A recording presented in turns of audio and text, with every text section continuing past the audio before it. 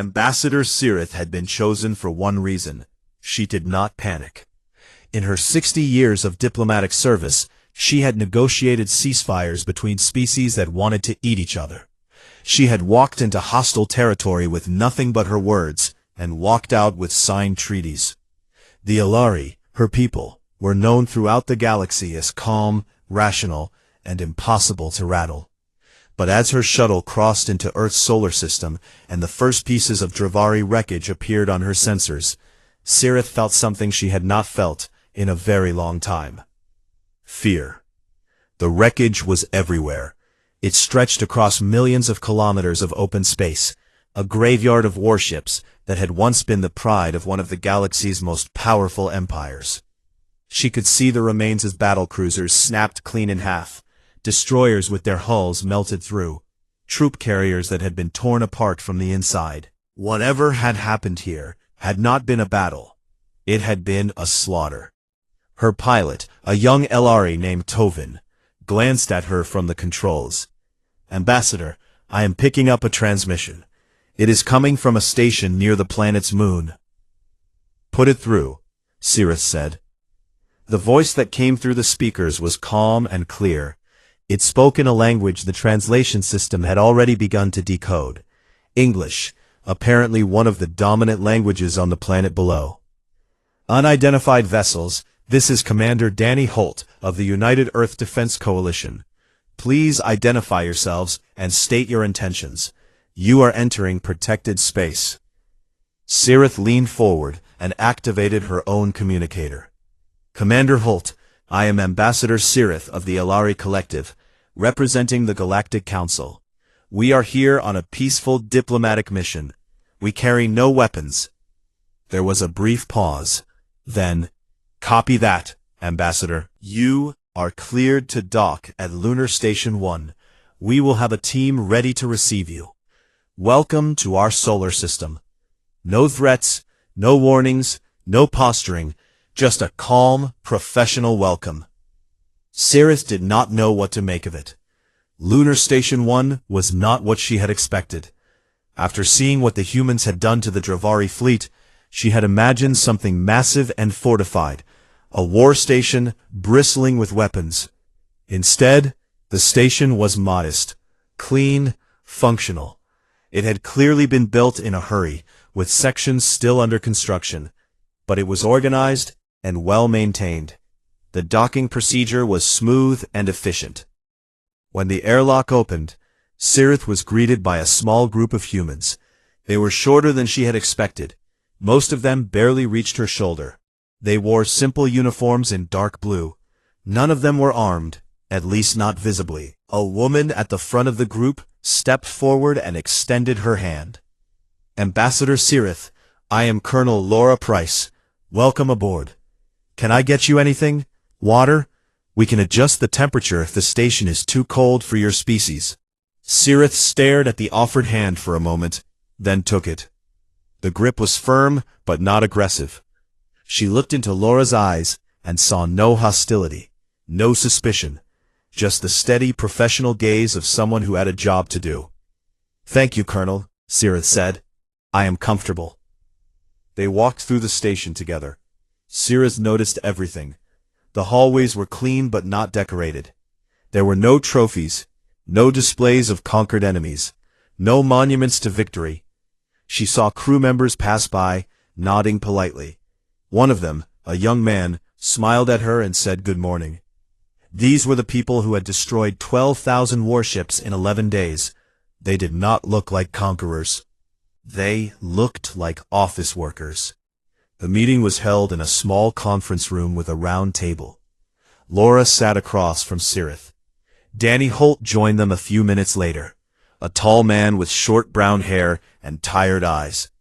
He shook Sirith's hand, apologized for being late, and sat down. Sirith decided to be direct. "Commander, Colonel, I have been sent by the Galactic Council to understand what happened to the Dravari invasion force. Can you tell me?" Laura and Danny exchanged a brief glance. Then Laura spoke. "The Dravari entered our atmosphere on what we now call Day 1. They deployed landing forces in major cities across 6 continents. They opened fire on civilian populations within the first hour. The initial casualties were significant. She paused. Her jaw tightened for just a moment before she continued.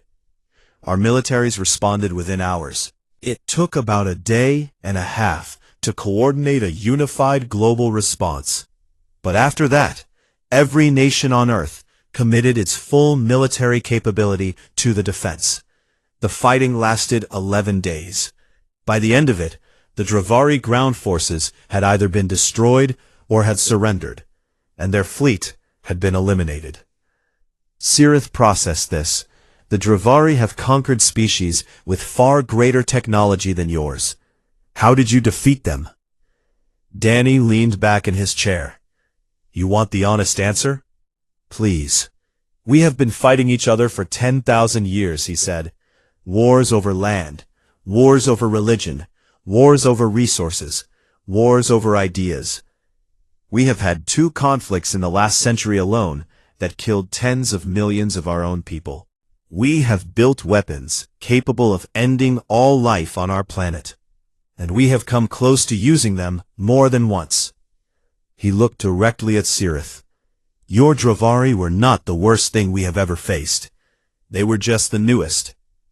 The room was quiet. Cirith could hear the hum of the station's air systems. I would like to review your military history, she said, if you are willing to share it. Laura nodded and handed her a small data device. These are unclassified records. We have nothing to hide. That evening, alone in her shuttle, Cirith began reading.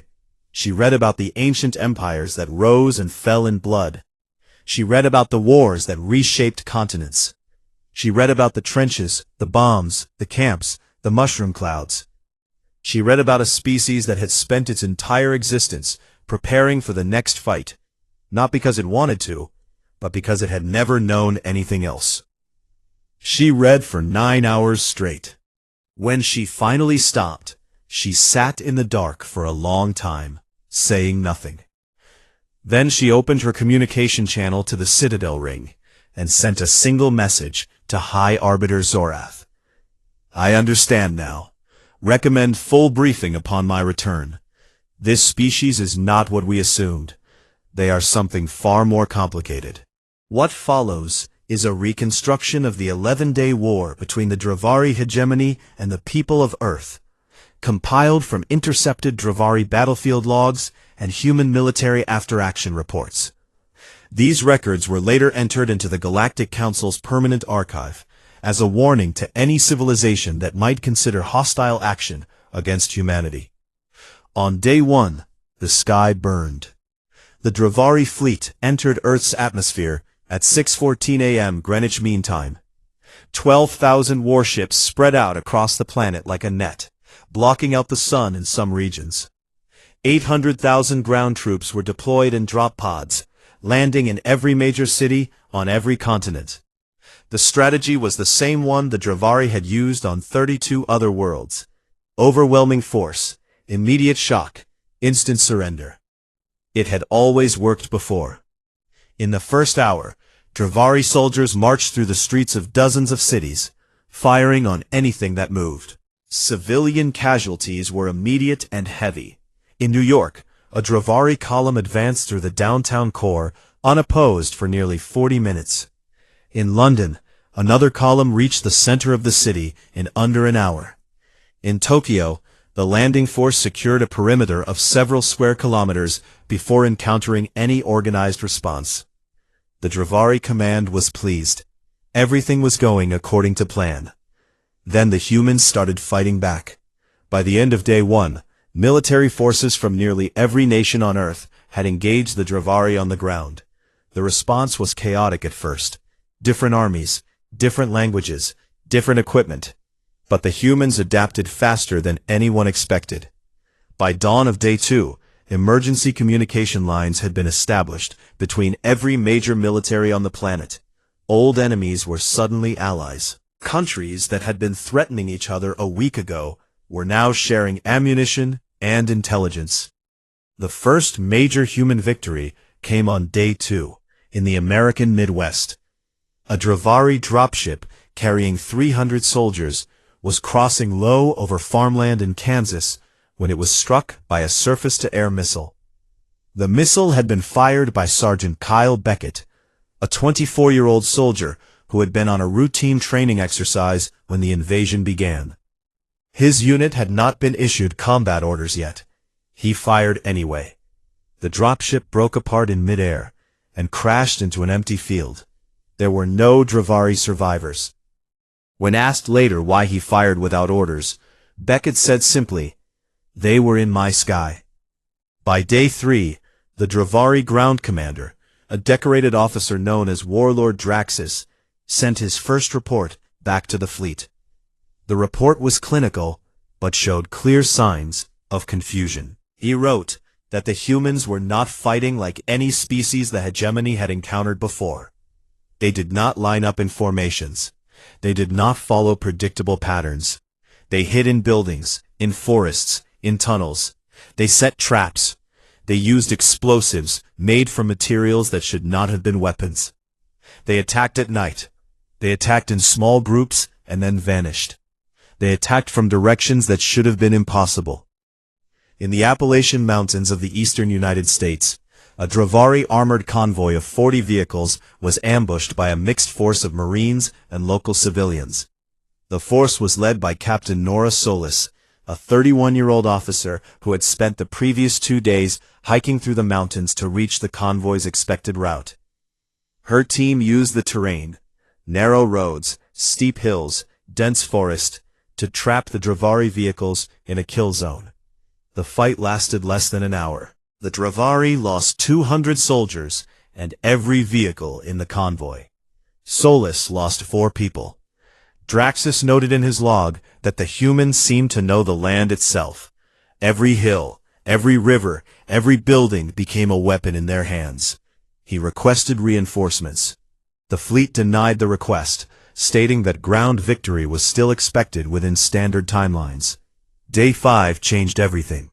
Humanity launched a coordinated global counteroffensive. Every military on Earth struck at the same time.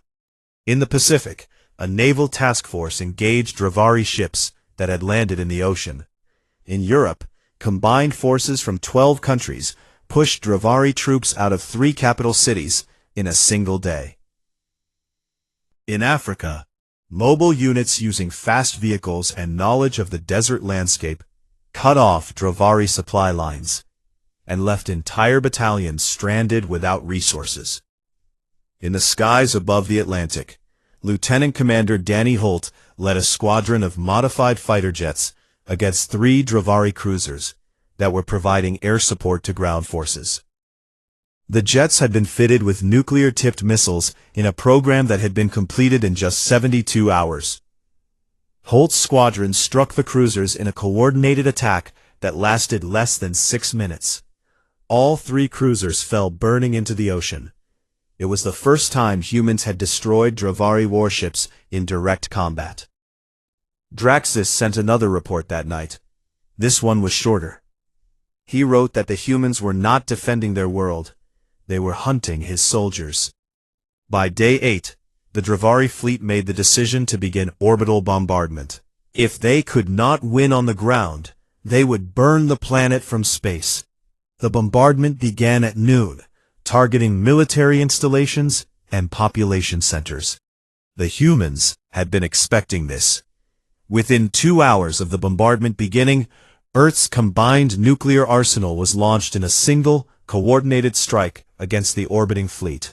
Thousands of missiles, launched from submarines, silos, and mobile platforms across the planet, rose through the atmosphere and detonated among the Dravari ships. The strike was precise and devastating. Over 60% of the remaining Dravari fleet was destroyed in that single volley. The explosions lit up the night sky so brightly that people on the far side of the planet can see the flashes. The surviving Dravari ships tried to retreat. Human ground-based railgun batteries, which had been under construction since day 3, fired on the fleeing vessels and destroyed most of them before they could reach open space. Only a handful of Dravari ships escaped the system. None of them made it back to hegemony space. On the ground, the remaining Dravari forces fought on for 3 more days. But without orbital support, without supplies, and without reinforcements, the outcome was certain. Pockets of resistance were eliminated one by one. Some Dravari units surrendered. Others fought to the last soldier.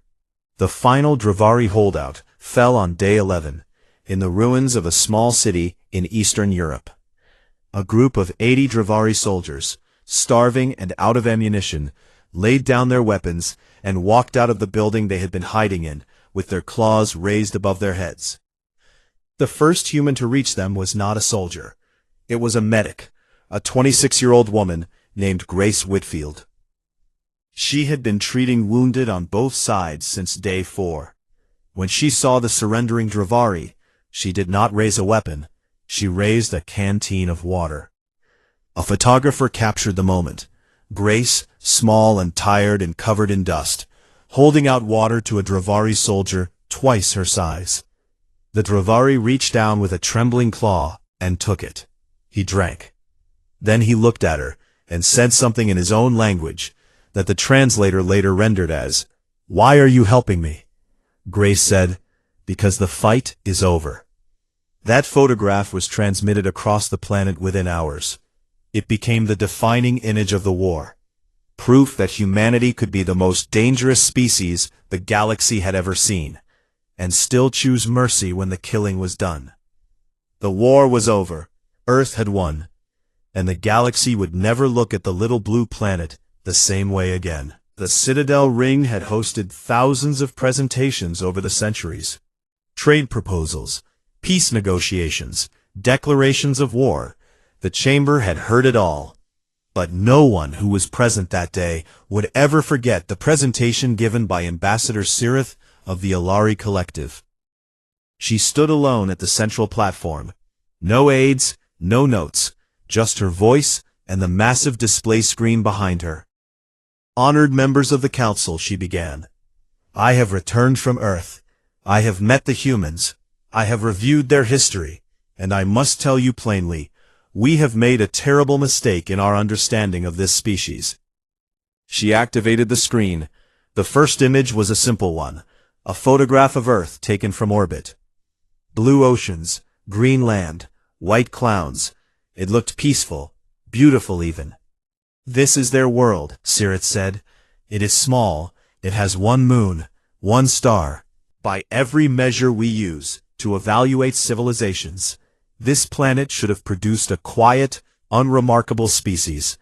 A species that farms, a species that builds slowly, a species that takes thousands of years to develop space travel, and does so carefully and cautiously." She paused.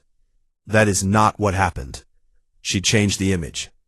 Now the screen showed a timeline, a visual history of human conflict stretching back 10,000 years. Wars, battles, revolutions, and conquests marked every century.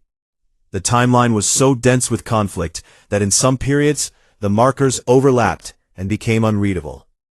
"Humans have been at war with themselves for their entire recorded history," Sirith said. "Not occasionally, not in cycles, constantly. They have fought over territory, over beliefs, over resources, over pride, over fear. They have invented weapons of increasing power at a rate that our analysts describe as, and I quote their exact word, alarming." She showed the next series of images. Simple spears, swords, cannons, rifles, tanks, aircraft, submarines, and then the final image, a mushroom cloud rising over a flattened city. "They developed weapons capable of destroying their entire planet," Sirith said. "And they did this nearly a century before they achieved space travel. They built these weapons not to fight an external enemy. They built them to fight each other." The chamber was completely still. Not a single translator buzzed. Not a single diplomat shifted in their seat. "When the Dravari invaded," Sirith continued, "humanity did something that our models said was impossible for a Class II civilization. Within 48 hours, every nation on their planet, and there are nearly 200 of them, many of which were in active political conflict with each other, set aside their differences and formed a unified military command. They did this without a central government, without a shared language, without a single leader. They did it because the threat was real, and when humans face a real threat, they stop fighting each other and start fighting together. She let that settle for a moment. But that is not the most important thing I learned. She changed the screen again. This time it showed a simple data comparison, the weapons humans used against the Dravari on one side, and the weapons humans had in reserve on the other. The reserve column was 3 times longer. The weapons they used to destroy the Dravari fleet were by their own classification, outdated. Some were decades old. Their most advanced military technologies, and they were quite open about this, were never deployed. Commander Holt told me directly that the newer systems were not activated because they were not needed. A ripple of unease passed through the chamber. The Dravari sent everything they had, Sirith said. Humanity did not. Councillor Vreth of the Makari Consortium stood from his seat. His voice was tight. Ambassador, the question that matters is this. Do the humans pose a threat to the Council? Sirith considered the question.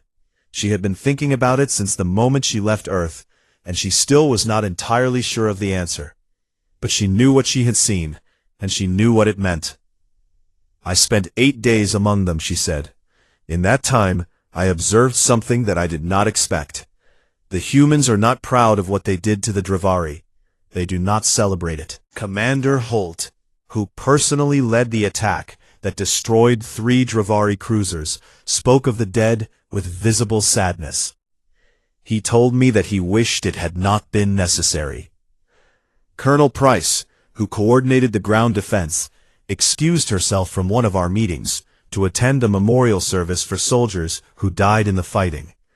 She apologized when she returned. Her eyes were red.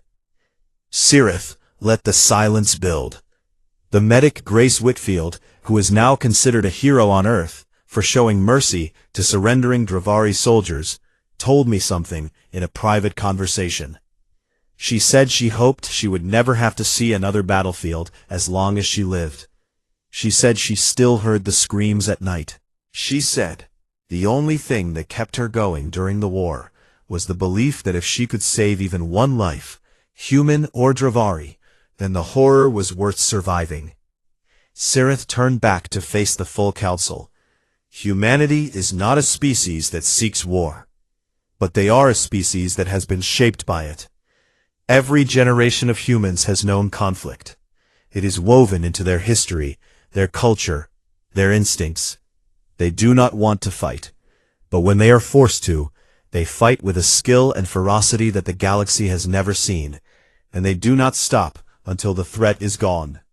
She took a breath. My recommendation to this council is clear.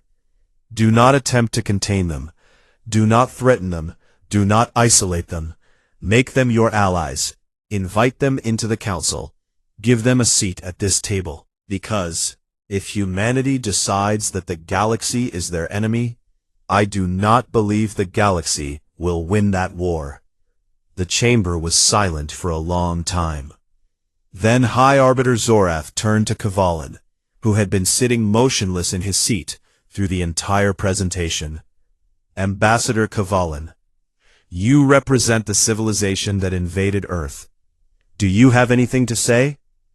Kavalan stood slowly. He looked old, broken. The pride that had always defined the Dravari was gone from his eyes. He looked around the chamber at the hundreds of alien faces watching him, and when he spoke, his voice was barely above a whisper. Do not go to Earth, he said. Do not provoke them. Do not test them. Let them come to you, and when they do, be kind. He sat back down. No one asked him another question. Zorath looked at the image of Earth still glowing on the screen behind him. Then he made his decision. Send the invitation, he said. 6 months after the invasion, a single human ship arrived at the Citadel Ring. It was not a warship. It was not a battlecruiser, or a destroyer, or anything that carried weapons of any kind. It was a diplomatic transport, small, white, and completely unarmed. It docked at the station without incident, following every protocol perfectly, and when the airlock opened, the woman who stepped out did so with a calm smile and an outstretched hand. Her name was Claire Dunham. She was 53 years old. She had spent the last 25 years of her life negotiating trade agreements, resolving border disputes, and building relationships between nations that did not trust each other. She had never fired a weapon. She had never served in the military. She had been chosen to represent the entire human species to the galaxy, not because she was a warrior, but because she was the opposite of one. The council chamber was full when she entered. Every ambassador, every diplomat, every advisor, they were all there, 400 species, watching a single human woman walk to the central platform with nothing but a folder of documents and a translation device clipped to her collar. Claire looked around the room. She took her time. She met the eyes of as many alien faces as she could, one by one, letting them see her, letting them see that she was not afraid. "Thank you for the invitation," she said. Her voice was steady. "My name is Claire Dunham, and I am here on behalf of the people of Earth. All of them." High Arbiter Zorath inclined his head. "Ambassador Dunham, the Council offers humanity provisional membership in the Galactic Assembly. This is standard for newly recognized civilizations. You will have a seat on this council, with full voting rights to be granted after a probationary period of 5 standard years. Do you accept these terms? With one addition." The chamber tensed. Several ambassadors shifted in their seats. Zorath's compound eyes narrowed slightly. "Go on," he said. Claire opened her folder. "Earth will share its medical research, its agricultural techniques, and its engineering knowledge freely with any species in this council that requests it. We will hold nothing back. Our doctors, our scientists, our builders, they are available to anyone who needs them." She looked up from the folder. "In return, we ask for 2 things. First, mutual defense agreements, not because we cannot defend ourselves, but because we believe that collective security is stronger than any single fleet. Second, open communication channels, with every species, without restriction, so that misunderstandings like the one that led to the Dravari invasion can never happen again." Not the tense silence of fear, but the surprised silence of a room full of people who had expected something very different. Councillor Vreth was the first to speak. "You are asking for friendship," he said, as if the concept confused him. "Yes," Claire said simply. "The Dravari conquered through military force," Vreth continued. "The Makari built our influence through trade monopolies. The Vilun through political alliances. Every species in this room gained their position through some form of power. You have just demonstrated a military capability that exceeds anything in the Council's records, and you are asking for friendship." Claire nodded. "That is correct." "Why?" Claire set down her folder. She looked at Vreth directly. "Because we have tried the other way," she said, "for a very long time. We conquered each other. We built empires over each other. We used every kind of power, military, economic, political, to dominate and control. And every single time, it fell apart. Every empire we ever built eventually collapsed. Every war we ever fought created the conditions for the next one. We spent 10,000 years proving to ourselves that dominance does not last." She paused. "We are tired of it. We would rather try something else." The vote was held that afternoon. It was not unanimous. A few species abstained and 2 voted against. But the result was decisive. Humanity was granted provisional membership in the Galactic Council. Claire signed the documents at the central platform, and when she finished, the chamber broke into what Cyrith would later describe as stunned applause. That evening, there was a small reception in one of the station's diplomatic lounges. Claire stood near a window, looking out at the stars, when Cyrith approached her. Ambassador Dunham, Cyrus said, may I ask you something personal? Of course. Do you truly believe what you said in there? That humanity wants peace. That you have moved beyond dominance. Claire's smile faded slightly. She looked at Sirith for a long moment before answering. I believe we want to believe it, she said. And sometimes, wanting to be better is enough to start. Sirith studied her face. She saw honesty there. Not certainty, honesty. And somehow, that was more reassuring than certainty would have been. 1 year later, a human hospital ship entered orbit around a Dravari colony world. The colony had been suffering from a plague for months. Their medical infrastructure, weakened by the loss of the hegemony's military support, could not handle it. People were dying, children were dying, and no one in the galaxy had offered to help, because no one wanted to be associated with the species that had invaded Earth. The hospital ship was called the Mercy. It was staffed by 200 human doctors, nurses, and support personnel. They set up field clinics on the surface within hours of arriving. They worked around the clock, treating anyone who came to them. Dravari soldiers, civilians, children, elders. They asked no questions. They charged nothing. They simply helped. On the third day, a young Dravari child walked up to one of the nurses. The nurse was a tall man named Sam Perkins. He had been on his feet for 14 hours, and his scrubs were stained with fluids from a dozen different species.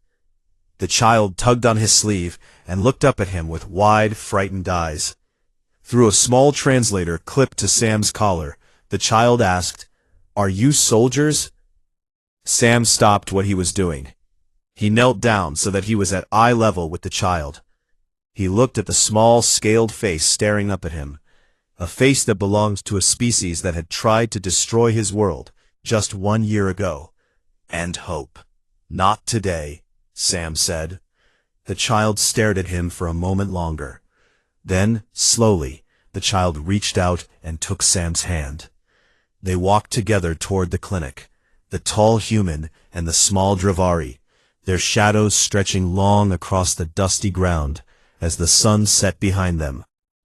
From the Galactic Council Historical Archive, entry 4417, humanity entered the galactic community not as conquerors, but as healers. The Council would spend the next century debating whether this made them more or less terrifying. The debate was never resolved. The Great Hall of the Citadel Ring was never quiet. 400 species, each with their own language, their own politics, their own grudges, filled the chamber with a constant hum of noise that had not stopped in over 3,000 years. Diplomats argued, traders whispered, generals postured. It was the sound of a galaxy that believed it had seen everything. But today, the hall was silent. High Arbiter Zoroth stood at the central platform, his tall insectoid body casting a long shadow across the polished floor. His forearms were folded behind his back, and his compound eyes moved slowly across the rows of seated ambassadors. He had called this emergency session 2 hours ago, and every seat was filled. That alone told him how serious things had become. Most of these species could not agree on what temperature to keep the hall. The fact that they had all shown up meant they were afraid. Ambassador Kavalan, Zoroth said, his voice deep and formal. You requested this assembly. The floor is yours. From the third row, a figure rose. Kavalan was Dravari, a broad, scaled reptilian with deep green skin and a jaw built for tearing meat. The Dravari hegemony was one of the most feared military powers in the galaxy. They had conquered 32 worlds in the last century alone. Their fleet numbered over 12,000 warships. Their soldiers were bred for combat from birth. No one in the council liked the Dravari, but everyone respected the damage they could do. Today, however, Kavalan did not look like a representative of a conquering empire. He looked like a man who had not slept in days. His scales were dull. His claws trembled slightly as he gripped the edge of the podium. When he spoke, his voice cracked. 9 days ago, Kvalin began. The hegemony launched a full military invasion of a planet in Sector 7. A small world, blue, mostly water. The species living there had only recently developed basic space travel. Our military command classified them as a Class II civilization, primitive, disorganized, and incapable of meaningful resistance. A murmur rippled through the chamber. Sector 7 was on the outer edge of mapped space, far from any major trade route or strategic interest. Most species had ignored it entirely. The planet is called Earth, Kvalin continued. The species calls itself human. Zorath tilted his head. I am not familiar with them. No one is, Kvalin said. That is the point. They were nothing. They were supposed to be nothing. He paused. His claws scraped against the podium. We sent 12,000 warships, 800,000 ground troops, 40 orbital bombardment platforms. It was the largest invasion force the hegemony has deployed in 50 years. The chamber waited. 48 hours after the invasion began, we lost all contact with the fleet, the speaker said. A murmur became a wave. Ambassadors leaned forward in their seats. Translators buzzed frantically in a dozen languages. Zorath raised one of his arms for silence. Define lost contact, Zorath said carefully. I mean exactly what I said, Kvalin replied. No signals, no transmissions, no distress beacons. 12,000 ships went silent. 800,000 soldiers stopped reporting. Every communications relay in the system went dark. The last message we received was a single distress call from the flagship. It was garbled, broken. The only words we could pull from it were in our military command language. He looked down at the podium as if the words physically hurt him. The message said, "They will not stop." The silence that followed was the heaviest Zorath had ever experienced in that chamber. 400 species, thousands of diplomats, and not one of them made a sound. That was 7 days ago, Kvalin said. We have heard nothing since. Zorath turned to his aide and gave a quiet order. Within minutes, a long-range reconnaissance probe was dispatched to Sector 7. It was a small, fast drone designed for exactly this kind of situation. Fly in, scan everything, fly out. It would reach Earth's solar system in under 6 hours. The council waited. No one left the chamber. No one ate. No one spoke above a whisper. 6 hours felt like 6 years. When the probe's data finally came through, it was displayed on the massive screen behind Zorath's platform. The image showed Earth's orbit, and it was filled with wreckage. Thousands upon thousands of shattered Dravari warships drifted in the void, broken and burned and dark.